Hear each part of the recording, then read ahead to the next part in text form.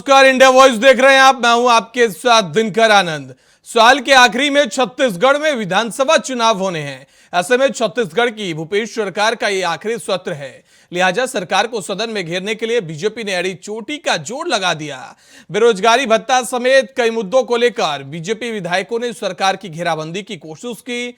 इस दौरान बेरोजगारी भत्ते पर सदन में जमकर हंगामा हुआ। बहरहाल, जिस तरीके से बीजेपी लगातार कांग्रेस सरकार की तरफ से किए गए घोषणा पत्र के वादों को लेकर घेराबंदी कर रही है, वहीं दूसरी तरफ सरकार भी विपक्ष के तमाम घेराबंदी पर पलटवार कर रही है। ऐसे में सवाल यह कि बेरोजगारी भत्ते और युवाओं के सहारे कौन सी पार्टी की नैया पार लगेगी। आज इसी पर करेंगे सियासी चर्चा।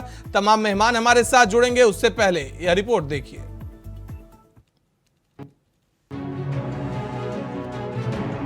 साल के आखिर में छत्तीसगढ़ में विधानसभा चुनाव होने हैं। ऐसे में छत्तीसगढ़ की भूपेश सरकार का ये आखिरी सत्र है, लिहाजा सरकार को सदन में घेरने के लिए बीजेपी ने एड़ी चोटी का जोर लगा दिया है। बेरोजगारी भत्ता समेत कई मुद्दों को लेकर दूसरे ने बीजेपी विधायकों ने सरकार की घेराबंदी की कोशिश की। इस दौरान बेरोजगारी भत्ते पर सदन में जमकर हंगामा हुआ। बेरोजगारी भत्ते को लेकर सदन में हुए संग्राम पर डिप्टी सीएम टीएस सिंहदेव ने कहा कि कार्यालय में बेरोजगार को है, इसका पंजीकरण नहीं होता है। सरकारी नौकरी किसे मिलनी चाहिए, उसका पंजीयन होता है। इसे घुसा फिरा कर पेश किया जा रहा है। सरकार को कटघरे में खड़ा किया जा रहा है। आरक्षण का मामला अटका नहीं होता तो लोगों को सरकारी नौकरियां मिल गई होती। जो लोग नाम लिखाते हैं वो सरकारी नौकरी के लिए, नौकरी पाने के लिए अपना पंजीयन करा रहे हैं। बेरोजगारी एक अलग चीज हो गई और रोजगार कार्यालय में नाम पंजीयन कराना एक अलग चीज हो गई। उसको आप अगर कहेंगे कि इतने लोग बेरोजगार हैं, मैं समझता हूं कि जितने साथी आप लोग हैं यहाँ सब ने पहल की होगी या नाम लिखाया होगा एम्प्लॉयमेंट एक्सचेंज में, तो उसका अर्थ एक कि आप बेरोजगार फिलहाल नहीं हैं लेकिन सरकारी नौकरी चाहते हैं। तो इतने लोग सरकारी नौकरी चाहते हैं, जो 18 लाख या 16 लाख के आंकड़े आ रहे हैं, इतने लोग सरकारी नौकरी चाहते हैं, ये बात है। और उसको घुमा फिरा के दूसरे तरीके से कि भाई सरकार को कटघरे में खड़ा करना, आप कह रहे हो कि हमने रोजगार दिया। रोजगार उपलब्ध कराने की मांग है, इसमें कोई दो बात नहीं है, गुंजाइश भी है। आरक्षण में बात अगर नहीं अटका रहता तो और कई लोगों को रोजगार, सरकारी रोजगार मिल गया होता। तो वहीं इसको लेकर बीजेपी का कहना है कि सरकार ने 2 आंकड़े पेश किए हैं, एक प्राइवेट संस्था के जिनकी कोई मान्यता नहीं है, उसके बाद भी विधानसभा में इसे पेश करना ये सदन की अवमानना है। अध्यक्ष महोदय से आग्रह कि ऐसे अधिकारियों पर कार्रवाई होनी चाहिए। जो सरकारी आंकड़े हैं उसमें 18 लाख लोग बेरोजगार हैं। सरकार को 18 लाख लोगों को बेरोजगारी भत्ता देना चाहिए। ये बेरोजगारों का अपमान कर रही है। अपने घोषणा पत्र से सरकार पीछे हट रही है। ये सरकार जो अनियमित हमारे कर्मचारी हैं, ऐसे जो हमारे संविदा कर्मचारी हैं, जिनको उन्होंने घोषणा किया था और घोषणा करने के बाद में आज जो स्थिति बनी है कि घोषणा करने के बाद में अभी स्थिति ये बन गई कि वो सड़कों में बैठे हुए हैं। मैंने प्रश्न लगाया तो उसमें जानकारी एकत्रित की जा रही है। क्या इसके बाद में और सत्र है और इसके बाद और सत्र है कि उसमें जानकारी देंगे? आज इस बात को लेकर के हमने सदन में कहा कि इनको तारीख तय करनी चाहिए, तारीख घोषित करनी चाहिए कि अंतिम सत्र है और अंतिम सत्र के पहले या एक तिथि ले ले, उस दिन सब कुछ आ जाए। आखिर सरकार भागना क्यों चाहती है विधानसभा से, चर्चा कराना क्यों नहीं चाहती है? एक प्रकार से जो स्थिति चल रही है, ये कुल मिलाकर के कह सकते हैं कि ये अच्छी स्थिति नहीं है और ये सरकार घोषणा पत्र से भाग रही है। कि सरकार ने 2 आंकड़े प्रस्तुत किए हैं प्राइवेट संस्था के, जिसकी कोई मान्यता नहीं है, वो सरकार स्वीकार कर चुकी। उसके बाद भी विधानसभा में उसको प्रस्तुत करना, ये सदन की अवमानना है। मैं तो अध्यक्ष महोदय से आग्रह करूंगा कि ऐसे अधिकारियों के ऊपर कार्रवाई होनी चाहिए। जो सरकारी आंकड़े हैं आज की तारीख में, उसमें 18 लाख लोग बेरोजगार हैं। सरकार को 18 लाख लोगों को बेरोजगारी भत्ता देना चाहिए। जितने लोगों को वो दे रही है किस्त किस्त में, वो बेरोजगारों का अपमान कर रही है और ये सरकार अपने घोषणा पत्रों से पीछे हट रही है। बहरहाल, जिस तरह से बीजेपी लगातार कांग्रेस सरकार की तरफ से किए गए घोषणा पत्र के वादों को लेकर घेराबंदी कर रही है। वहीं दूसरी तरफ सरकार भी विपक्ष के तमाम घेराबंदी का पलटवार कर रही। देखना ये होगा कि आगामी चुनाव में जनादेश किसके साथ जाता है। Chitra Patel, India voice, Raipur. तो छत्तीसगढ़ में सदन के दौरान बेरोजगारों को लेकर चर्चा की गई। इस दौरान जमकर हंगामा देखने को मिला। लगातार बेरोजगारी भत्ते को लेकर बीजेपी जहां मुखर रही, वहीं कांग्रेस भी इसको लेकर जवाब देने में पीछे नहीं रही। इसी पर करेंगे सियासी चर्चा। और चर्चा के लिए हमारे साथ जावेद खान प्रवक्ता हैं, कांग्रेस के जुड़ गए हैं, सुनील चौधरी प्रवक्ता हैं बीजेपी के, वह भी जुड़ गए हैं, के शर्मा वरिष्ठ पत्रकार हैं। आप तीनों का बहुत बहुत स्वागत है इंडिया वॉइस पर। सुनील साहब, मैं आपसे ही शुरुआत करना चाहूंगा। सदन में क्या हो रहा है? मॉनसून सत्र चल रहा है, सत्र में काम के अलावा सब कुछ देखने को मिल रहा है, विरोध प्रदर्शन से लेकर सब कुछ। जी नमस्कार जी देखिए, जिस प्रकार से छत्तीसगढ़ में माहौल बना है, आप देखे होंगे कि कल छत्तीसगढ़ के विधानसभा का पहला दिन था और अपनी मांगों को लेकर के छत्तीसगढ़ में नग्न प्रदर्शन हो गया। बगैर कपड़े के लोग सड़क पे दौड़ते नजर आए और ये अराजकता का माहौल, अविश्वास का माहौल में है वो दिखाई देने लगा है। सदन के अंदर में भी बातें चल रही है, सड़क के अंदर में भी बातें चल रही है। सदन में आज बेरोजगारी भत्ते के विषय में, बेरोजगारों के विषय में सरकार किस प्रकार से जवाब नहीं दे पाई, ये पूरा छत्तीसगढ़ प्रदेश देखा है। इनके आंकड़े अलग अलग है। गैर मान्यता प्राप्त जो संस्था है उसके आंकड़े ये लोग प्रस्तुत कर रहे हैं। 18 लाख बेरोजगार छत्तीसगढ़ में पंजीकृत बता रहे हैं और इनके बड़े बड़े पोस्टर लगे थे। 10 लाख रोजगार हमने दिए। तो ये 2 करोड़ रुपए के विज्ञापन जो है छत्तीसगढ़ में दिखाई दिए थे जी, लेकिन ये पूरी तरीके से फर्जी पाए गए। और मैं पूछता हूं, इनके रोजगार कार्यालय में 18,37,000 पंजीकृत बेरोजगार हैं। उनमें जब बेरोजगारी भत्ता देने की बात आई तो आपके जो संख्या जो निकल करके आती है पंजीयन के लिए वो 1,72,553 लोगों ने जो है आवेदन किया। उसमें 1,14,764 लोग पात्र पाए गए, 33,659 लोग अपात्र पाए गए। भैया, आपने अपने घोषणा पत्र में, आपके घोषणा पत्र में पृष्ठ संख्या 27 शिक्षा का अधिकार अनुभाग बिंदु संख्या 11, कांग्रेस ने माफ कीजिएगा पृष्ठ संख्या 17 युवा एवं रोजगार कल्याण अनुभाग बिंदु संख्या 3, कांग्रेस ने राज्य में एक रोजगार आयोग स्थापित करने का वादा किया था जो स्थानीय रोजगार को बढ़ाने के लिए सुविधा दी जाएगी। ये उनका घोषणा पत्र है, ये मेरे पास है, ये इनका घोषणा पत्र है। तो ये बेरोजगारों के साथ कैसे छल कर रहे हैं? आप देखेंगे कि बेरोजगारों की स्थिति क्या है छत्तीसगढ़ में, कि बेरोजगारों को रोजगार नहीं मिल रहा। उसका एक बेहतरीन उदाहरण आज इस सदन के अंदर में उस बात की भी चर्चा हुई। 22,000 जो है वो इनके जो पद के लिए इन्होंने विज्ञापन निकाला और भर्ती हो गई 33,000 लोगों की। मंत्री जवाब नहीं दे पाए। ठीक है, जवाब ले लेता हूँ सुनील साहब, जवाब ले लेता हूँ। एक और विषय बताता हूँ, जब 10 लाख लोगों को रोजगार देने की बात करते हैं और इनके जो मंत्री हैं वो सदन में कहते हैं कि 18,000 लोगों को हम नौकरी दे पाए हैं। ये शर्मनाक स्थिति छत्तीसगढ़ में है। ये सरकार जवाब नहीं दे पा रही, क्यों? क्योंकि वादा खिलाफी करने वाली सरकार है। 4.5 ठीक है, यहाँ पर जवाब ले लेते हैं। सरकार जवाब नहीं दे रही है, लेकिन इंडिया वॉइस पर जवाब ले लेते हैं जावेद खान जी से। जावेद खान साहब, छत्तीसगढ़ को बने हुए 23 साल हो गए हैं। प्रदेश में प्रदर्शन की इस तरीके की तस्वीर पहली बार निकलकर सामने आ रही है। आपने भी सुना किस तरीके से सुनील साहब ने आप पे आरोप लगाए। आपके वादे कुछ और रहते हैं, हकीकत कुछ और बयां कर रहे हैं। नमस्कार दिनकर जी, आपके सभी दर्शकों को मेरा नमस्कार जी। देखिए, मुझे 2 से 3 मिनट देंगे तो मैं सारी स्थिति समझा दूंगा और वो स्थिति भाजपा के प्रवक्ता भी समझ जाएंगे, हो सकता है अजय चंद्राकर जी को भी वो समझा। देखिए, छत्तीसगढ़ में हमने सबसे पहले ये कहा कि रोजगार देंगे। जब हम छत्तीसगढ़ सरकार में आए उस समय बेरोजगारी दर थी 18%, आज 0.5% है। CMI का आंकड़ा है, ये छत्तीसगढ़ में उसे स्वीकारते नहीं। इनका कार्य ऐसा है कि मीठा है तो गप गप, कड़वा है तो थू थू। दूसरे इनके राज्यों में अगर वही CMI वो आंकड़ा पेश करती है तो उनके लिए बहुत अच्छा लगता है। छत्तीसगढ़ में पेश करती है तो इनको पसंद नहीं आता। दूसरी बात मैं ये कहना चाहूंगा कि 18 लाख बेरोजगारों की बात इनके मंत्री कहते हैं।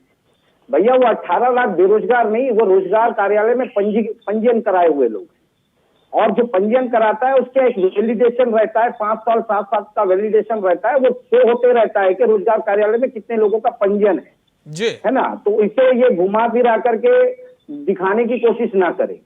अब तीसरी बात मैं आता हूं बेरोजगारी भत्ते की बात। यानी कुल मिलाकर आप कह रहे हैं कि बीजेपी आंकड़ों को घुमा फिराकर बस एक प्रदर्शित कर रही है ताकि युवाओं का समर्थन पा सके।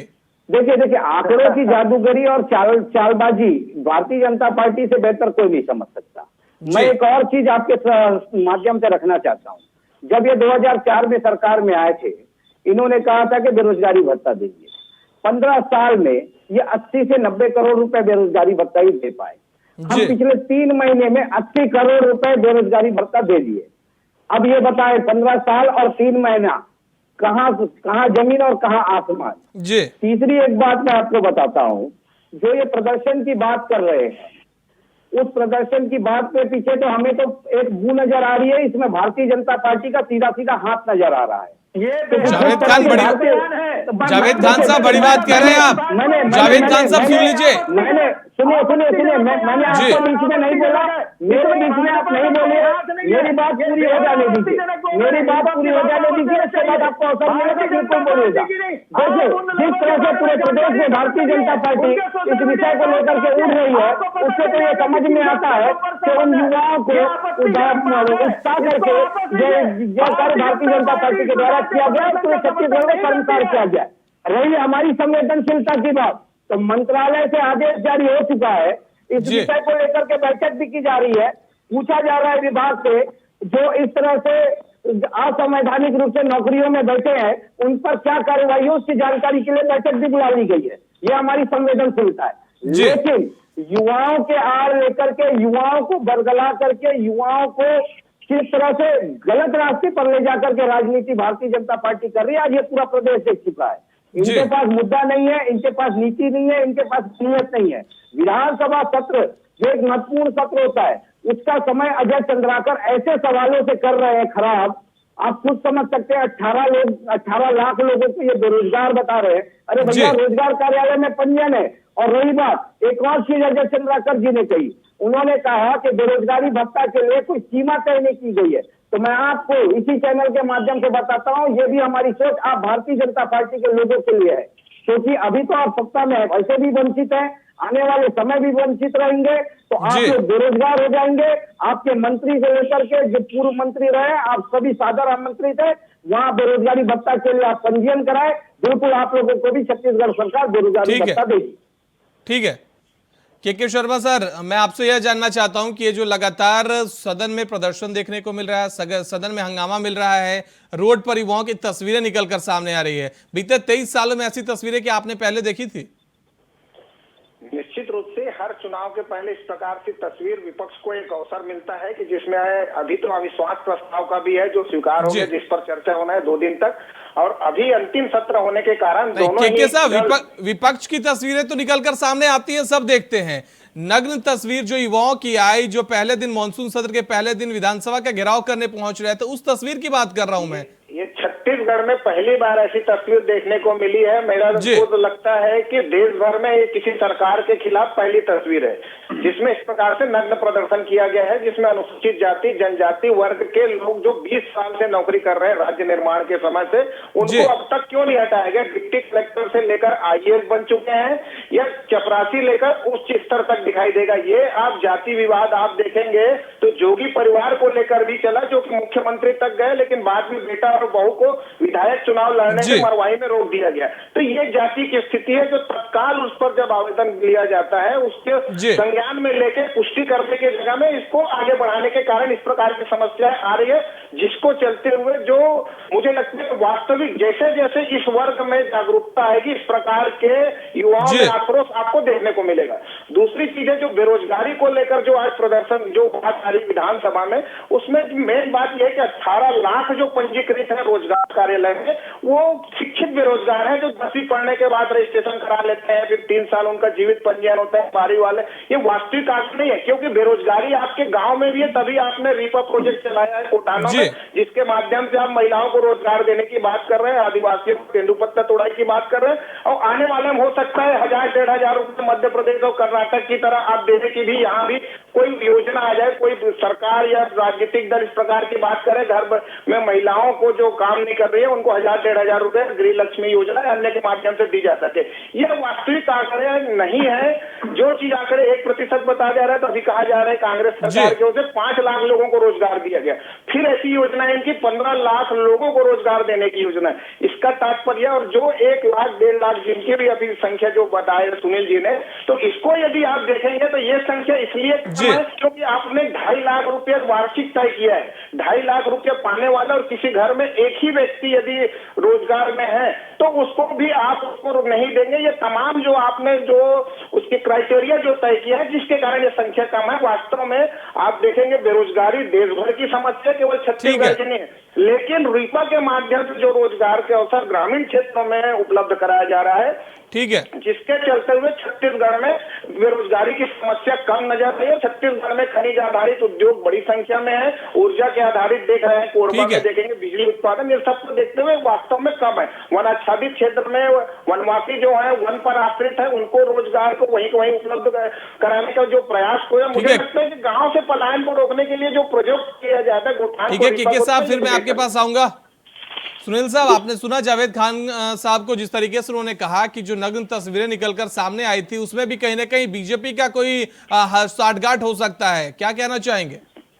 देखिए, ये बेहद आपत्तिजनक आरोप है। मैंने कहा है कि ये इस आरोप को इनको लगाने के पहले सोचना चाहिए। मैं ये पत्र आपको दिखाना चाहता हूँ, ये चाहेंगे तो मैं भेज भी दूंगा।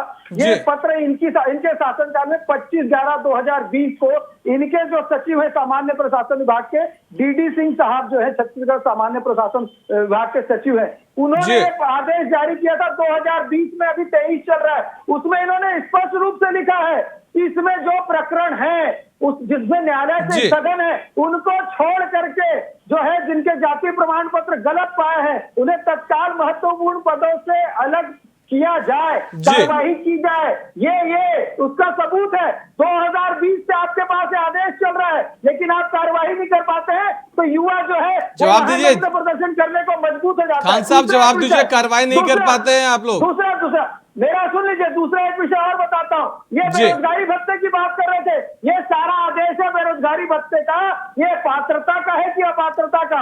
पात्रता के 6 नियम है, बाकी सारे नियम अपात्रता के हैं। और एक बहुत अच्छी चीज आपको मैं बताता हूँ, इसमें लिखा है अन्य पेशेवर इंजीनियर, डॉक्टर, वकील, चार्टर्ड अकाउंटेंट। ठीक है, जवाब सुन लीजिए सुनील साहब, जवाब सुन लीजिए। पात्रता और अपात्रता नहीं रखी जाएगी।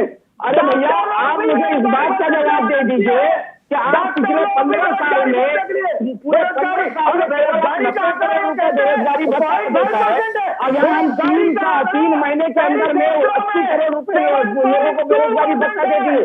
दूसरी बात, आप ये जो कह रहे हैं जिन लोगों को नौकरी मिली है, जिसके खिलाफ प्रदर्शन हो रहा है, वो आपके शासनकाल में उस नौकरी में आए हुए लोग हैं। ये तो हमारी संवेदनशीलता है। 2020 में हमने कार्रवाई के लिए आदेश जारी कर दिया। ये सब जो उपकृत हुए हैं नौकरी में बैठे हैं, 15 साल भारतीय जनता पार्टी के शासनकाल में नौकरी में लगे हुए लोग हैं। आप बताइए किस तरह की किस चीज को लेकर के आप अपात्र को पात्र कर देते हैं? ऐसा कौन सा आपके पास में मशीन है जिससे आप लोगों की जाति बदल दिया करते थे 15 साल में? आप मुझे बताइए, आपके पास में देखिए देश को जान रहा है, आपके पास एक ऐसी मशीन है जिससे आप भ्रष्टाचारी नेताओं को क्लीन कर देते हैं। लेकिन छत्तीसगढ़ में जब 15 साल आपकी सरकार थी, ठीक है सुनील साहब, आपके पास ऐसी कौन सी मशीन थी कि आप पूरा जाति में खान साहब सुन लीजिए, लोगों को नौकरी खान साहब, लेकिन ये जो नग्न युवा हैं प्रदर्शन कर रहे हैं, SC ST वर्ग के हैं, फर्जी प्रमाण पत्र पर कार्रवाई की मांग कर रहे हैं, कार्रवाई क्यों नहीं हो रही? इसके पीछे की असली सच्चाई क्या है, यह बता दीजिए, युवा भी सुन लेंगे। देखिए 2020 में इसके लिए आदेश जारी हुआ था जी, 2 दिन के अंदर में इसके लिए बैठक भी है, स्थिति साफ हो जाएगी। सारे विभागों को आदेशित कर दिया गया था क्यों विभागों के द्वारा किन किन लोगों के खिलाफ कार्रवाई हुई है, किन किन लोगों के खिलाफ कार्रवाई नहीं है, ये भी स्पष्ट हो जाएगा जी। हमारा बस इतना कहना है कि ये सारी नौकरियां भारतीय जनता पार्टी के शासनकाल के दौरान में दी गई नौकरियां है। 15 साल जिनकी सरकार थी, उनके पास ऐसी कौन सी फोटोकॉपी की मशीन थी जिसमें जनरल का सर्टिफिकेट डाला जाता था और एसटी का सर्टिफिकेट डाला जाता था, जिसमें जनरल का सर्टिफिकेट डाला जाता था और एसटी का सर्टिफिकेट डाला जाता था। दूसरी बात, मैं पुनः कहता हूँ कि आज जो छत्तीसगढ़ में प्रदर्शन हुआ है उसके लिए पूरा छत्तीसगढ़ शर्मिंदा है और कहीं ना कहीं इस प्रदर्शन के पीछे हमें भारतीय जनता पार्टी का हाथ नजर आ रहा है, भारतीय जनता पार्टी का चरित्र नजर आ रहा है। ठीक है सुनील साहब, जावेद खान साहब आखिरी कमेंट लेना चाहूंगा मैं के शर्मा जी से। लगातार ये युवा प्रदर्शन कर रहे हैं, सदन में भी इनकी मांगों को उठाया जा रहा है, लेकिन इस हद तक जाके प्रदर्शन करना कहां तक जायज है? क्या ये शोभा देता है के साहब? देखिए, शोभा देना नहीं देना ये प्रशासनिक, इन लोगों ने पहले ही लगातार प्रदर्शन करते रहे। जिला स्तर पर और राज्य स्तर के अधिकारी इनका संपर्क करके इसको रोकने का प्रयास कर सकते थे, इनसे चर्चा कर सकते थे, लेकिन ये यहाँ तक क्यों पहुंचे? क्या इनके गुप्तचर एजेंसियां कहाँ थी, LIV क्या कर रही थी? ये अलग जांच का विषय, प्रशासनिक अक्षमता का मामला है ये जो प्रदर्शन हुआ है। लेकिन जो मुद्दे हैं उस पर शासन को गंभीरता से ध्यान देना चाहिए। कई लोग रिटायर हो गए हैं, कई लोग इसमें मतलब मृत्यु भी हो चुकी है और कई लोगों को कोर्ट में भी मामला है। कुल मिलाकर के ये गंभीर मामला इस विषय को लेकर। दूसरी चीज जो अंतिम बात मैं कहना चाहूंगा कि विधानसभा के इस अंतिम सत्र में आज जो अनुपूरक बजट के माध्यम से 6031 करोड़ के अनुपूरक बजट में 1764 करोड़ रुपए की जो सौगात दी है, ये भूपेश बघेल का एक महत्वपूर्ण कहा जा सकता है, मास्टर स्ट्रोक कहा जा सकता है। दूसरी ओर जो अविश्वास प्रस्ताव आने वाला है 109 बिंदुओं में भाजपा के, ठीक है, इस विधानसभा सत्र के लिए फाइनल कमेंट सुनील साहब, लास्ट 20 सेकंड में आपसे फाइनल कमेंट चाहता हूं। देखिए, जिस प्रकार से सरकार अलोकप्रिय हो गई है, जिस प्रकार से सरकार ने लूट मार की है, छत्तीसगढ़ को लूटा है, जिस प्रकार से इस सरकार ने वादा खिलाफी की है, वो सारे विषय हम विधानसभा के अंदर को उठाएंगे। इस सरकार के पास ठीक है, तो बेरोजगारों को लेकर लगातार वार पलटवार बीजेपी और कांग्रेस के बीच छत्तीसगढ़ में जारी है। आप सभी का हमारे साथ इस खास चर्चा में जुड़ने के लिए बहुत बहुत धन्यवाद। तो छत्तीसगढ़ विधानसभा चुनाव नजदीक है और लगातार सत्र में सियासत देखने को मिल रही है। आप सभी का हमारे साथ इस चर्चा में जुड़ने के लिए बहुत बहुत धन्यवाद।